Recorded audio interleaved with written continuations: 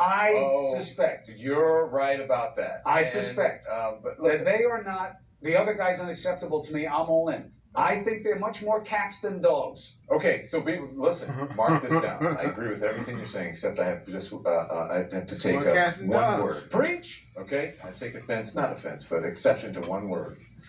When you said that they forgive him for his actions and all of the lying and all of that. No, they excuse it.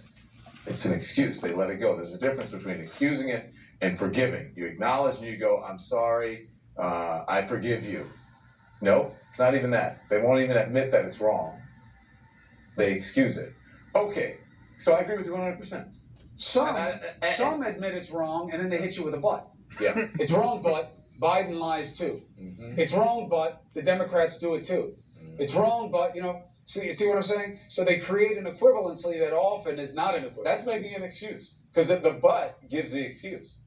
What comes after the but is the excuse of why they're doing it. That's the excuse. It can be. Yeah. But the only thing I think you have to be careful about is I don't think that all the Trump voters go into one bucket. No, not at all. People are going to vote for him for different reasons. And I think the most dangerous reason for the Democrats, which is why I do not believe that this race can be anything but very, very tight and leaning towards the advantage of this president, is because people who say, I really don't like what Trump is about. I don't like his style, which is also code for not really wanting to own. You won the argument. Quit while you're ahead. I said you were right. Well, it's not for you, Don. I'm talking to the people at home who are trying to realize why they think this is such a race. Yeah. It's a race because it is hard to beat voters who think, I know my guy's bad. You don't have to tell me he's bad. I know he's bad. I just think you may be worse. That's tough to beat.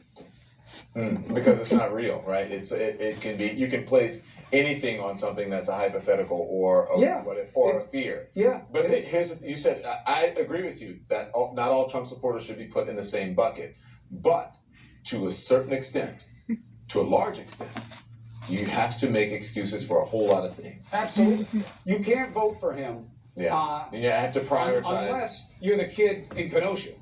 Yeah. To accept everything he says and like all of it, you've got to have hate in your heart. Yep, and you have to not prioritize bigotry or racism, racial injustice. It's not a priority. And I don't believe you can be a bigot. I guess you could be ignorant and not hateful.